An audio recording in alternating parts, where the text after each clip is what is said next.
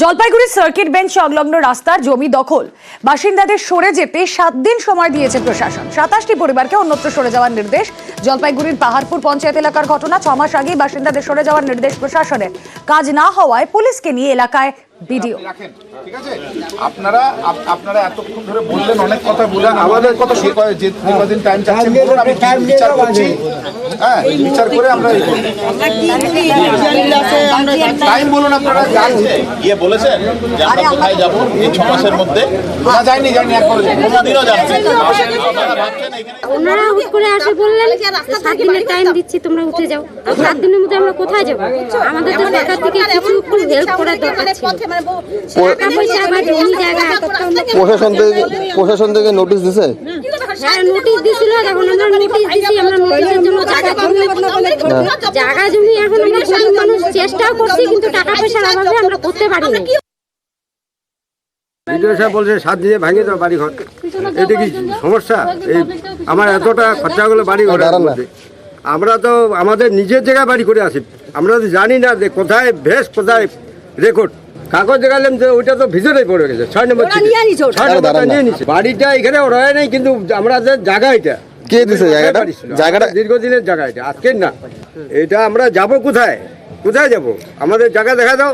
আমরা 3000 টাকা কাঠায় হাইকোর্টের জমি দিলাম খুশি মনে, আর আমাদের এখন ভাগাচ্ছে বিনা পয়সায়। আচ্ছা,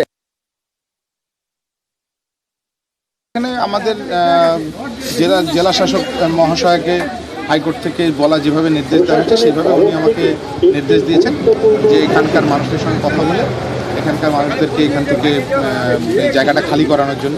সেই বিষয়ে আমরা এখানকার লোকজনদের সাথে কথা বললাম এবং আশা করব যে এখানকার লোকজন আমাদেরকে সহযোগিতা করবে।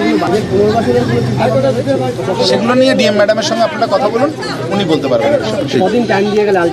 আমরা এখানে 7 দিনের জন্য, ওনারা বলছিলেন বারবার করে যে ভেঙে নেওয়ার টাইম লাগবে, সেটা 7 দিনের সময় দিলাম আমরা।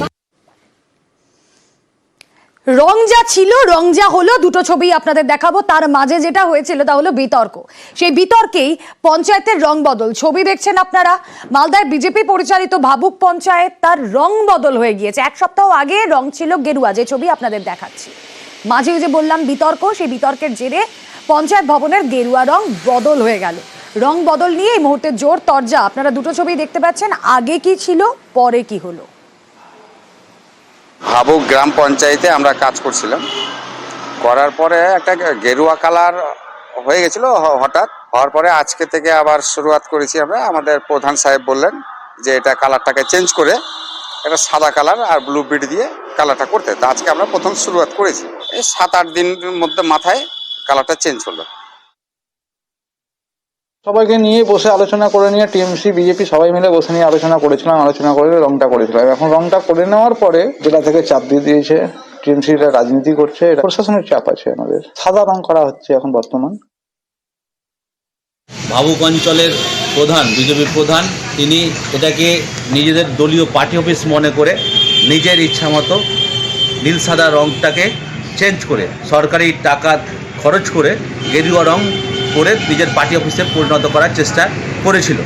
আমরা এর প্রতিবাদ করি। এখন প্রশাসনিক উদ্যোগে সেই গেরুয়া রং মুছে নীল সাদা রং করছে।